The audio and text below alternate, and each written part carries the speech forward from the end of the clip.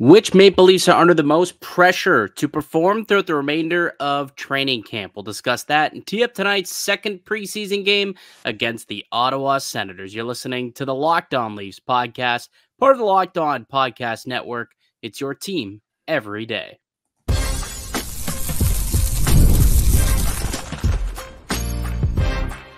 You're Locked On Maple Leafs, your daily podcast on the Toronto Maple Leafs. Part of the Locked On Podcast Network.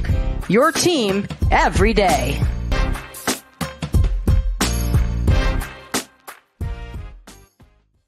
Hello and welcome into the Locked On Leafs podcast, a daily Maple Leaf-centric podcast hosted by myself, Mike DiStefano, and my co-host Dave Morassutti. Today's episode is brought to you by FanDuel. Bet on all your favorite sports on the FanDuel Sportsbook app. Place your first $5 bet and you'll get started with $200 in bonus bets guaranteed.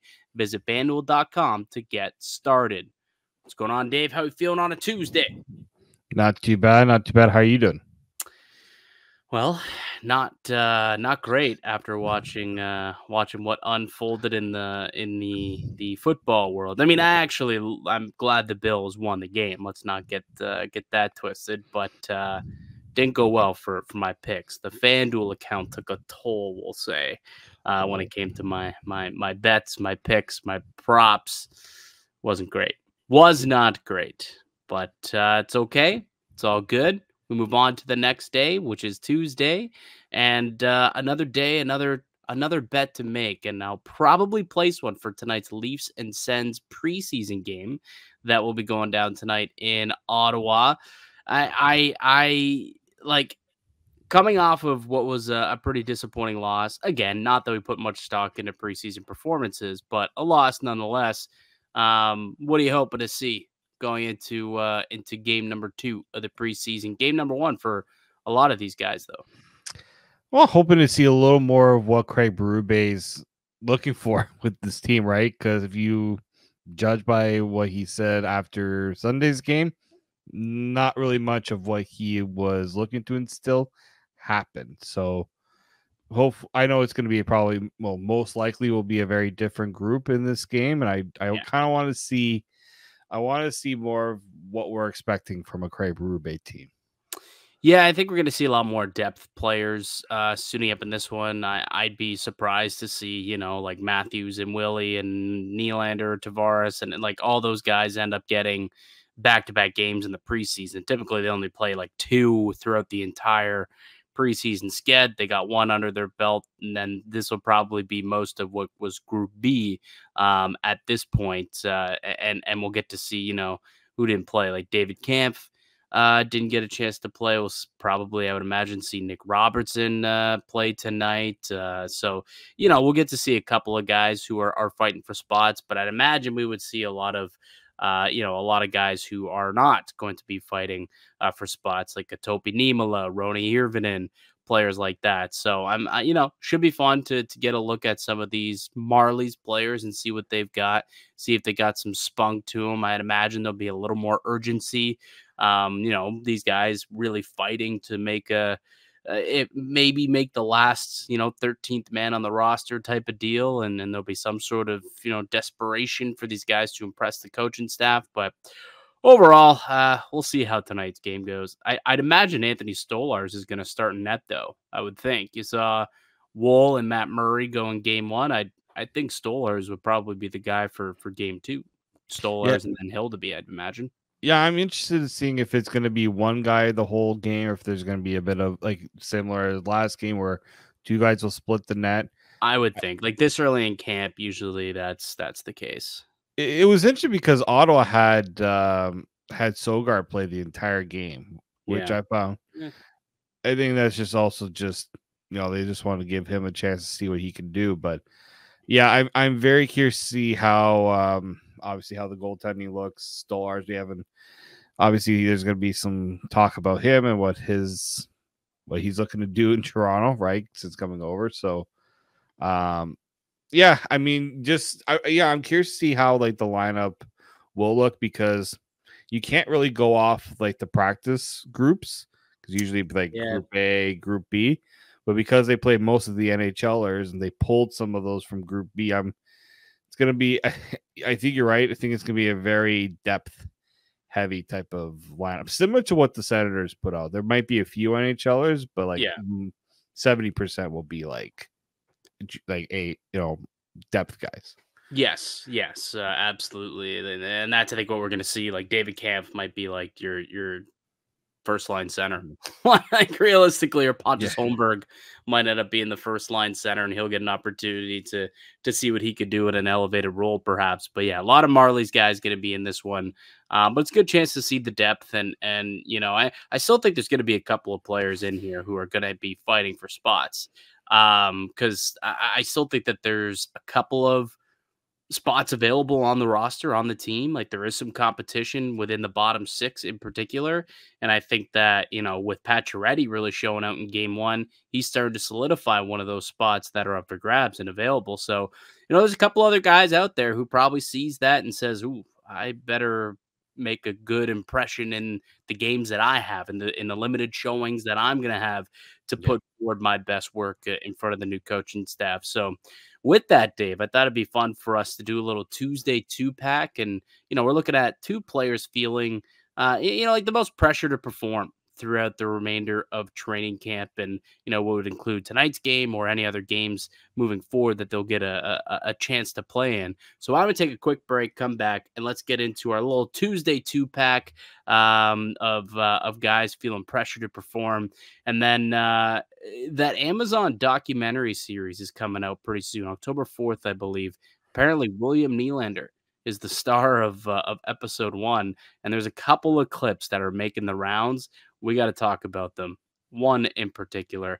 We'll get to that next. You're listening to the Locked On Leafs podcast, part of the Locked On Podcast Network. It's your team every day. Today's episode is brought to you by FanDuel. Hey, NFL fans, you can start this season with a big return on FanDuel, America's #1 sports book. So when you get a hunch in the middle of a game, you can check out the latest stats, view play-by-play, live play-by-play, and so much more on the same page where you place your bets. You'll get started with $200 in bonus bets guaranteed when you place your first $5 bet. You can bet on whatever you want. The hockey game tonight, Leafs, Sens, you can make that wager. Get yourself $200 in bonus bets. That's FanDuel.com. Welcome back into the Locked On Leafs podcast. Mike DiStefano, Dave Morisuti with you here on the show, as we are each and every weekday, Monday through Friday, on the Locked On Leafs podcast, available wherever you can get a podcast and also up on YouTube as well. All right, Dave. We're just less than a week, I guess, into NHL training camps, and we've gotten a chance to see a few of these players in some games or in one game, I suppose. And tonight we'll get a chance to get a look at probably the other kind of crop of players that are battling for spots. But we've had a good chance to really read through and hear from a lot of the beat writers about what's happening at camp, who have been standouts so far early on in camp. So, early, I think it'd be cool for us to do a little bit of a Tuesday 2-pack. Two players that are feeling pressure to perform throughout the duration of training camp here in the preseason. I'm curious, why don't you start off? Give me your 2-pack, and then we'll discuss it, and I'll give you mine. Yeah, I mean, obviously I'm going to start with Nick Robertson, because all the tweets coming in during that preseason game where Pacioretty scoring, Gurbankin is looking, pretty solid. A lot of the tweets were Nick Robertson watching those two guys have a pretty solid showing. Like it just goes with the territory of, with everything that happened this offseason, and knowing that there's opportunities there, and they bring in a Pacioretty because they see that there's a potential for needing, bodies to come in and compete for jobs. Nick Robertson, I'm worried that the pressure might be a lot for him, because sometimes he has a tendency to do too much, and he might be putting the pressure, a little bit too much pressure, on himself. And we'll see how that goes when his first game. Like, obviously, some people are going to see if he doesn't score, if he doesn't get 2 goals. Well, Pacioretty did. What's your excuse, kid? Well, Pacioretty's playing a lot more games in the NHL. Yeah, so, Pacioretty scored a few hundred goals in his career. I mean, maybe not a little fair. Yeah, that's an obvious one for sure. Nick Robertson. You look at him, and he came into camp. He signed his deal, but there's a lot of competition on that left side, specifically in the bottom six or the bottom nine, we'll call it, outside of Matthew Nyes. I don't think anyone really has a spot locked up and solidified. So, Nylander or Nick Robertson is one of those guys who's going to be battling. And yeah, you see Pacioretty come through the big game. You got to match it. You got to go out and match it. So I'd imagine we'll see Robertson play tonight, and he certainly is going to have to, step his game up. There should be some pressure on him to perform. The one thing that I'll say that I think a lot of people are forgetting about Nick Robertson, though, not that you are, but I've seen it talked about or not talked about a lot is he's no longer waivers exempt. So if the Maple Leafs do not put him on the roster and he doesn't make the team at a training camp, he does need to be subject to waivers. And I would imagine there's a couple teams out there that maybe they're not willing to pay up and pony up a draft pick to acquire Nick Robertson, but they probably would take a free flyer on him via waivers too. So that's the one thing that I think, Robertson's got in his back pocket, where in the previous years, that has not been the case. He's been the guy, if there was cap casualty, because he was waiver exempt, he was just willy-nilly sent down to the American League. Can't do that anymore. Can't do that this year. So that's the one thing I guess that's going for Robertson. But I would imagine he would like his performance to keep him on the roster and keep him in the lineup as opposed to his contract status. But Nick Robertson absolutely is a good one. What's your next one? Timothy Liljegren. Oh, you think Lily's got some pressure to perform? Well, the big one too is because when you look at, and I was listening to Frank Saravalli on the Fan earlier today, like there's a reason why Max Pacioretty didn't sign a deal with the Leafs, is because there's a salary cap reason behind it, right? They got to figure some things out. Are you suggesting a trade for Lily?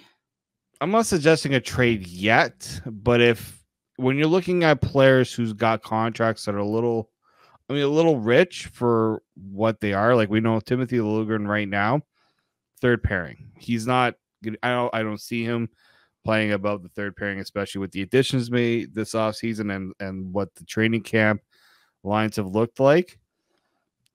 That's a pretty penny for Timothy Liljegren to be paid for what he is, and I'm not saying it's not deserving. Like if he, he has taken strides, but I think there's still areas that he's lacking. And under a Craig Berube system, we talked about, and we've heard Craig Berube talk about what he's looking for in his defenseman. Timothy Liljegren struggles in a lot of those areas, whether it's battling in front of the net, making the good reads and things like that. He doesn't do it consistently enough, and Look, I want Timothy Liljegren to succeed because the Leafs have been pretty brutal at drafting and developing defensemen. Yes. But at the same time, you also need to be putting out your best players, and you can't wait forever for guys to reach their potential, especially when they get the pay, a pay bump like Liljegren did. And we were surprised about it too.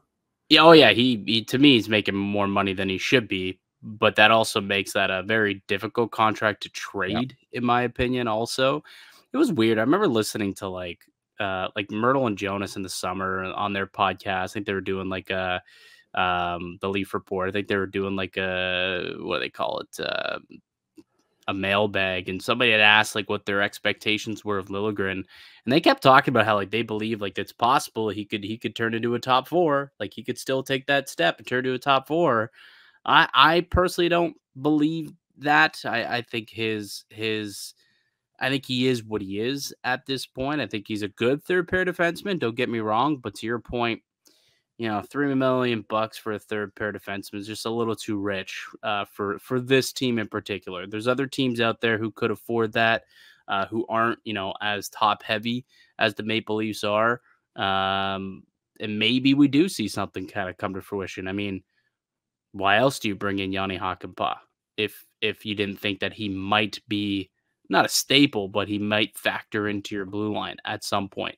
Clearly, you either don't have faith in Liljegren, or he's not going to be an everyday player for you, or maybe you just thought, okay, we'll spend 1.4 million on an injury on a seventh defenseman, but that doesn't sound like a very smart idea either for a team that's pretty cap strapped. So yeah, I mean, I could totally see that being the case. And he put on a lot of weight. He's up over 200 pounds now. He's trying not to get bullied and pushed around in front of the nets.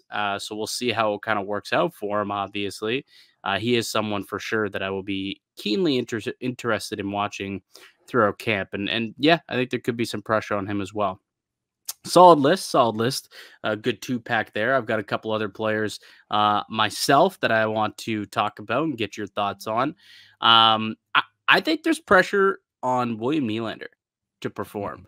Not obviously, not necessarily that he has to go out there and score a bunch of goals and look offensively gifted and talented, but like the center experiment. I think people want to make sure that he is filling in and doing what he needs to do off the puck. Right? With the puck, we know what Willie's all about. That's not an issue. But when you're playing center, you have much more responsibility defensively, and you have to take care of the center of the ice. So I think there's pressure on him now. Okay, you want to be center, you want to be paid $11.5 million, you want to take on the 2C responsibility. Show me you could do it. Go ahead. Show us you could do it. And I think that there's going to be some pressure on him to show us, because if this guy's chewing on minuses in the 2-3 games that he goes out there and plays, and it just doesn't look good, I don't know how long that experiment's going to last, and I think the team really wants it to work out. So I think there's some internal pressure on that working, and Nylander becoming a centerman this year for the Maple Leafs. Therefore, that's kind of why I feel like there's some pressure on him throughout camp. Oh, I agree. And that was Sheldon Keefe's pretty much his reasoning behind not having Nylander at center, right? Is those defensive lapses, right? Or not being able to really provide what the team was looking for defensively from him. So yeah, I mean, just making that experiment work, I think is there is a lot of pressure on it, because your team looks a lot differently if it works, right? With Nylander at center, because now you truly have a 1-2-3, and you're not worried about who your third line center is going to be, because it's John Tavares, which, yeah, I know you're not paying him to be a third line center, but if I would rather have him as a third line center than some of the other options we were throwing out, heading into training camp. So yeah, I really do hope that he can make this work. And I know that, yeah, that takes more of an effort than we have seen from him in the past defensively. But I think also he's putting pressure on himself to make this work, right? Because he's the one coming out saying, like, I need this to have a real go at it for it to work.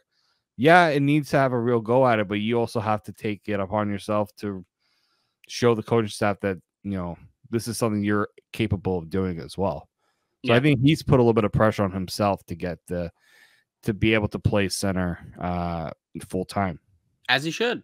I like that. I want him to put pressure on himself to succeed. I want not necessarily put pressure on himself, but I want him to push himself. Like, I think he knows what his capabilities are if he puts his mind to it. Obviously, the organization believes in the capabilities if he puts his mind to it. So it's just a matter of doing that. So that's kind of where I see the pressure coming in from Willie. The other guy who I think there's a little bit of pressure on too to kind of come in and succeed, like, is Ryan Reeves. Does he have a spot on this team opening night, like a guaranteed spot? I don't know if he does, Dave. Like, Ryan Reeves is not a guy who I think is guaranteed to make this team. And you talked about the cap situation. I mean, if you could, get rid of that cap, that would also help if they have to sign Max Pacioretty, making $1.3 million. You can bury like 1.2 million of that, or 1.15, whatever the number is, of that money in the minors if you send him down. So to me, Reeves has to make sure that he goes out and proves, like, hey, what we saw happen at the beginning of the season, that's not what we're going to be doing this year. I'm the Ryan Reeves of the second half of last season. I can keep up, I can skate decently well, and I'm not going to be a liability in the defensive end. And I think that that, again, is going to be something that he's going to have to prove and show to the coaching staff, prove and show to Craig Berube. Berube wants to play north-south. He wants rough and tough. He wants big big guys play heavy hockey, but they also need to be able to keep up with today's NHL. And that's the one thing that's you're not sure about Ryan Reeves. And, I wouldn't say we got a good look at it yesterday, I suppose, in that first game that he played. Gone to a nice tilt, all right, kind of one punch Zaprango. But that's somebody who, I don't think has a roster spot locked up. And I think there's gonna be some pressure on him to prove that he can still hack it. At what's he, 38 years old now? Yeah. Like, can he still get it done in the NHL? It's a new coach, so he'll be given opportunity, I suppose, but he's got to prove it. I think he's got to prove it. So that's another guy who I think there's going to be a decent amount of pressure on moving forward. Yeah, there hasn't been a lot of talk about Reeves' spot during camp. And yeah, we've heard from him and he's saying all the right things. But at the same time, like I was watching him and I'm like, still, yeah, he's a big guy. You have to account that it's not easy for him to play, fast. But at the same time, you got to be smart.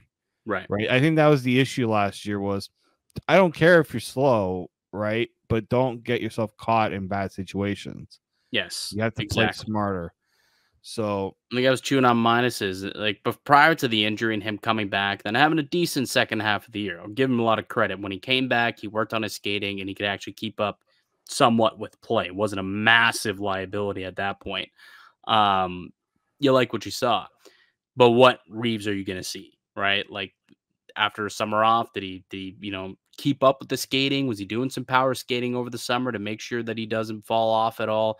I don't know. We'll find out as camp kind of progresses where he's at. And it'll give us a better indicator, I suppose. But there's also just a lot of competition and similar to Nick Robertson, there's a lot of other guys who are waiver, eligible at this point that the Maple Leafs probably don't want to lose for nothing. And I mean, Pontus Holmberg's another guy that kind of comes to mind. Like, he's waiver eligible and he's somebody who probably will get plucked off waivers. So if you had to choose which one you sent down, try to get through waivers, I would imagine Ryan Reeves will be a lot simpler to get through than a Pontus Holmberg or a Nick Robertson. So like a numbers game, he could be too, right? So make Craig Berube believe that you are one of the best 12 players and make him believe that, you can factor into the game come October, was it 9th, the season opener against Montreal. You can factor in, you deserve to be in that starting lineup, because if you don't, I don't know if he makes the team. So he's got a lot to prove to me if he wants to be an NHLer on day one of the season. Yeah, I know he does. And again, he's one of those players where, he has those moments, right? Where it's like, okay, that's the Pontus Holmberg that everyone was raving about, right? Then there's times it's like, also, especially if Gurbankin can get out there and toss the mitts, who's gotten a lot of rave reviews, another guy who's kind of competing for one of those bottom 6 spots who can provide some piss and vinegar. Hey, if there's a new guy in town who's willing to drop the mitts, maybe you don't need Revo around. Exactly. Well, not only that, but you look at, Austin Matthews last year calling Pontus Holmberg one of his favorite players on the team, right? Marner. Oh, sorry, Marner did. Yeah. Matthews, gave it to Marshall Rafai the other day. I don't know if you saw that. I didn't. Watching camp, I'm like, so glad you're liking the 10th defenseman on the depth chart. All right, Marshall Rafai, player to watch in tonight's game against the Sens. Yeah, and so with Holmberg, that's really it's just yeah, he's okay, but then he does a good he has a nice skilled play, and it's like, all right, that's cool. Let's see more of that. And you don't see more of it. It just he leaves meat on the bones. That's the thing I have with him, right? Yeah. What is he like? What's he really? Is he a center? Is he a winger? Is he a third liner? Or is he a fourth liner? It's just there's too many question marks when it comes to him, just because I feel like he's a bit of an incomplete player. Again, I don't have high expectations for him, but at the same time, I like to know that like a Gurbankin, he's going to come in, he's going to be physical, he's going to, do other things if he's not producing offensively. Yeah, I believe Holmberg also was one of the guys who put on a decent amount of weight this summer too. in an attempt to play that heavier style north-south game that's going to be asked of him. So we'll see. You know, we didn't see Holmberg the other night, right? Nope. No, we didn't. So probably going to see Holmberg tonight. So another player where it's all right. Let's see what you got, kid. You're, you know, there's maybe 2 roster spots that are really unspoken for at this point. Holmberg is one of the guys who are going to try and grab it. So go out there tonight and prove yourself. So I guess Holmberg's an honorable mention. Yeah, on sure. our list. He was someone I thought about him, but I'm like, he's not really like a player thing. Not a lot of people are talking about him. Yeah. Well, yeah, but that's, you know, sometimes those are the guys though. Not a lot of people are talking about Ryan Reeves either, not making the team, but I think it's a possibility here. Ryan Reeves will never escape your radar. Never escape your radar. I mean, but it's for good reason. I do agree that, you know, when you need a salary cap crunch, Ryan Reeves becomes more of a luxury than a necessity. And again, you bring in Pacioretty, you bring in OEL, you bring in Tanev, you bring in, you know, hopefully get a full season of Bobby McMahon. Hopefully, you know, let's say Grabankin makes the team at a camp. Like you've brought in some heavy hitters here. You brought in, you know, that size and grit, you know, guys who might drop the mitts. And really that it's not that it renders Reeves like useless in the lineup. There's probably some sort of use for him, but you know, he's no longer like he was kind of the only guy who had a certain skill set and he had a certain body type. It's no longer the case with this team, with this group. So that's the thing where it's like, all right, what else can you offer us now? And unfortunately, the tool bag's a little light for that guy. So, and he's 38 years old, probably getting 39 at some point this year. So lots of question marks that I have on that one. All right, let's take a quick break. We'll come back. We'll talk about this Amazon docuseries that William Nylander apparently will be starring in for episode 1 that's coming out next month. And there was another viral clip that Connor McDavid was a part of. We'll tell you about those two on the other side. It's Mike DiStefano and Dave Morisuti. You're listening to the Locked On Leafs podcast, part of the Locked On Podcast Network. It's your team every day. Today's edition of the Locked On Leafs podcast is brought to you by Indeed. We're driven by the search for better, but when it comes to hiring, the best way to search for a candidate isn't to search at all. Don't search, match with Indeed. If you need to hire, you need Indeed. Indeed is your matching hiring platform with over 350 million global monthly visitors, according to Indeed data, and a matching engine that helps you find quality candidates faster. Indeed doesn't just help you hire faster. 93% of employers agree Indeed delivers the highest quality matches compared to other job sites, according to a recent Indeed survey. So ditch the busy work. Use Indeed for scheduling, screening, and messaging so you can connect with candidates faster. So join more than 3.5 million businesses worldwide that use Indeed to hire great talent fast.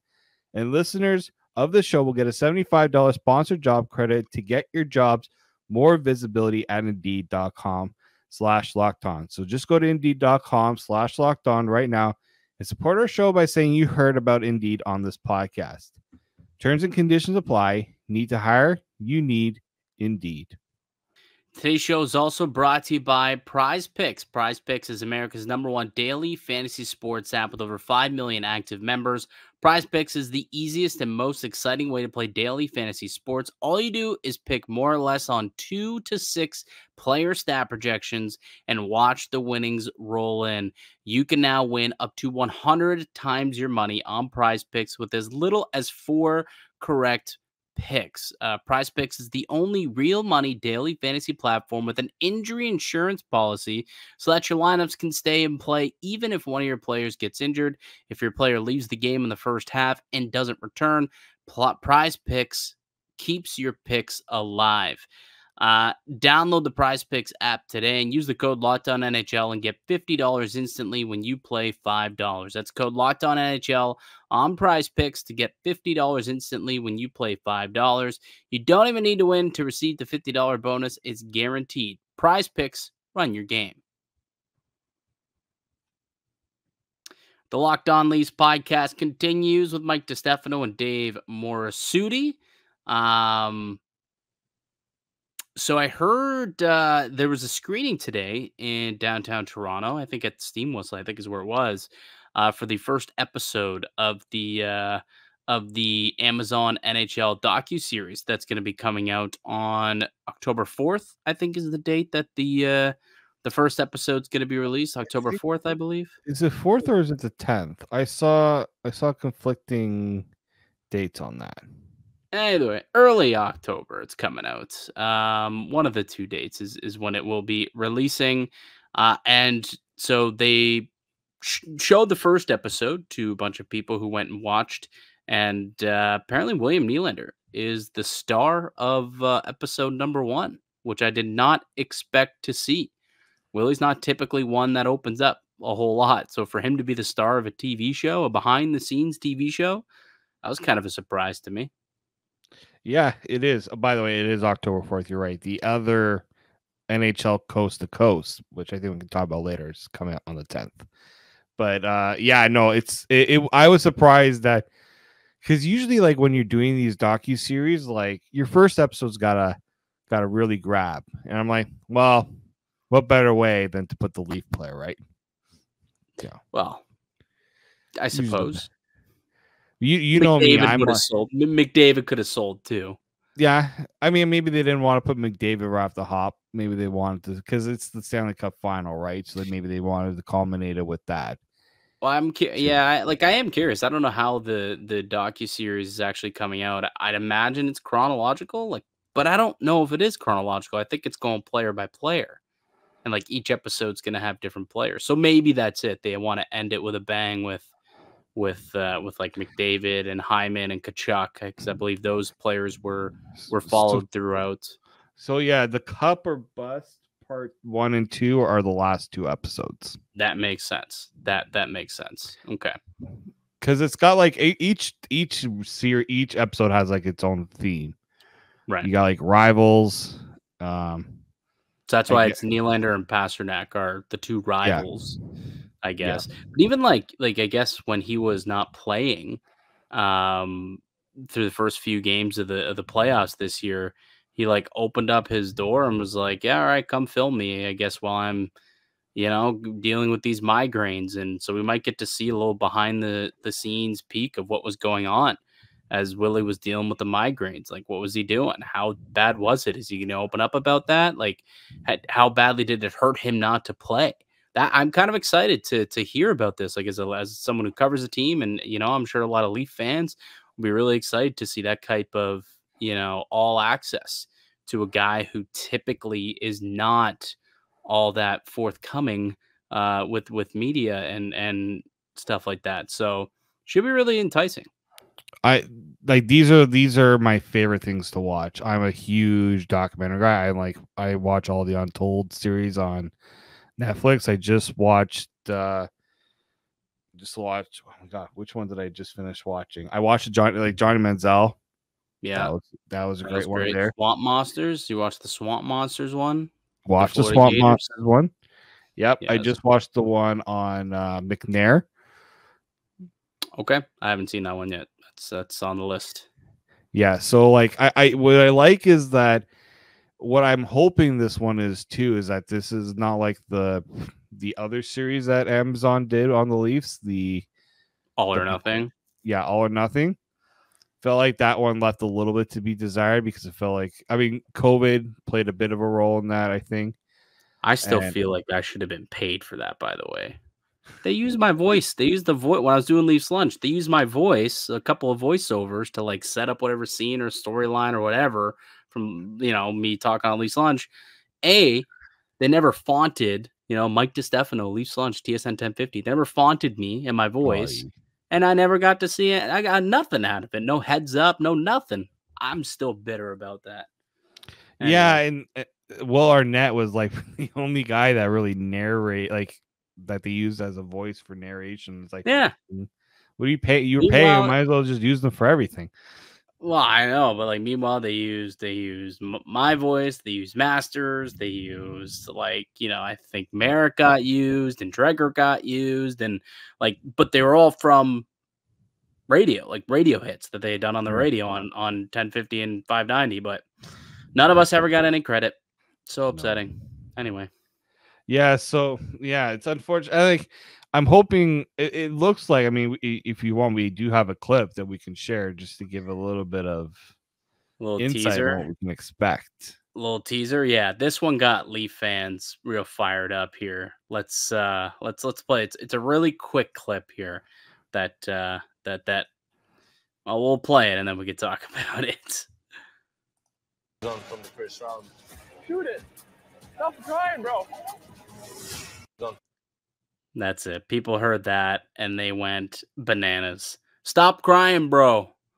Which is what we all thought had happened. Keep in mind, like if for those who are listening to the podcast, that was essentially what it looked like based on what we just saw. That was the scene when Marner threw his gloves and had that little hissy fit on the bench, and it looked like Nylander had said like "stop crying" or said something, snapped at him. And that may be that seems to actually have been the case. That might have been the evidence right there. Well, I saw somewhere that apparently Marner was mic'd up for that, but we didn't know what the reason, like why, because sometimes TNT mics up players and they have their own things, but I did not realize that was the reason why he was mic'd up. Well, who? Nylander. Well, we knew that they were mic'd up because I think didn't it get announced prior to? Oh, maybe not actually. It may have been announced like midway through the playoffs, so maybe not.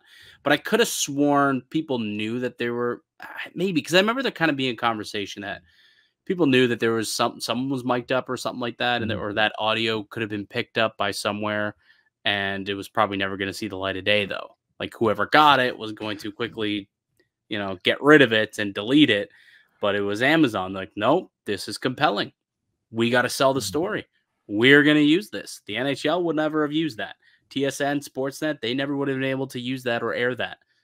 Amazon can do whatever the hell they want, realistically. They paid for a lot of access, and they're getting it. Hey, these guys said it. This is what's happening. We want to show people. This is the whole point of the show. So I think it's pretty cool. I'm hoping that there's a bunch more. There was another clip that went viral of McDavid absolutely laying into the Oilers in the Stanley Cup final. I don't know if you saw it, but just absolutely just went into his team. He's just like, we got to dig in. It's a Stanley Cup final. It's like, whoa. Didn't know you had that in you, Connor. Yeah, and then I think like they start closing like the curtain, and he's just like dig in, like he's just the intensity. Yeah, kind of what I would expect from a Connor McDavid. Well, but you never see that. Nope, he doesn't show that intensity. Like he's so stoic when he's out there. Like he's like Tavares in that way, just like stoic, doesn't show a lot of personality. Well, behind the scenes, these guys are human. They have emotions, and sometimes we just don't get to see them. Now we'll get a chance to see them, and I'm excited to see what it what it all looks like. So I guess October 4th, the series drops. Is it going like week by week, new episodes? Is it going to be like that, or is the whole thing kind of coming out and it's watch at your own leisure? I don't know. I know. I'm pretty sure it's all being released at once. Like it's just a one. It's not going to be week by week. So we'll have to do a little binge and then do like a movie report. Oh man, I can binge these. I can binge these in a pretty shocking way. I'm like one of those people that once I get started. Oh yeah. All or Nothing. I crushed. I think all or Nothing was only like 6 or 8 hours. I think. This is just 6 episodes. I don't know how long each one is, but like it'll be like 4 o'clock in the morning, and I'll be like messaging you. Done. Did you see? Yes, I saw. I also have been watching. But yeah, I'm excited for that. I really am. Just kind of get that behind the scenes access. Like Kachuk is a great personality. Excited to see some behind the scenes of that. I think Landeskog is also one of the players. Like he's somebody who's battling through injury, trying to make a return to the NHL last year. So getting to see the behind the scenes of that, I think would be really cool. And a lot of other great stars. There's like a dozen or so players. I think Quinn Hughes is one of them. So lots of really cool players to get to know a little bit behind the snes. Matthew Tkachuk is featured twice as well as McDavid. Perfect. So there's going to be a lot of Tkachuk and a lot of McDavid, which I don't think many will hate. No, that's look, at the end of the day, this has to be good for the game, right? In the way that the F1 series was full swing, the receiver, quarterbacks for football, like this has to get people involved. This has to, really, really make people say, wow, I want to watch hockey now, or I want to cheer for this team. I want to buy this guy's jersey. I I think it has the power to do it if it's done well. So hopefully it is. All right. Anything else you want to share before we take off? Well, we're apparently also a part of that Amazon announcement. There's the NHL Coast to Coast. So it's like their version of like Red Zone. Oh, the frenzy type thing. Yeah. Is that happening like every night? No, Thursday nights. Is it gonna be every Thursday? I'm just reading. Why don't we come back and talk about it tomorrow? Yeah, I'll have to get a little more research on that, and we'll see if maybe we can get a little more on that. Yeah, let's dig into it. We'll come back. We'll chat about it tomorrow, and we'll break down game number 2. Hopefully, it goes a lot better than game number 1. That'll do it for us here today on the podcast. I'd like to thank you all for listening and supporting the show. You can subscribe to the Locked On Leafs podcast on all platforms and receive daily Leafs content. Follow myself on X at Mickey_Canuck. Follow Dave at _Morisuti, and follow the show as well at Locked On Leafs. We'll be back with another episode. Whoa. That was a weird way to say that word. We'll be back with another episode for you guys tomorrow. But until then, keep it locked right here on Locked On Leafs.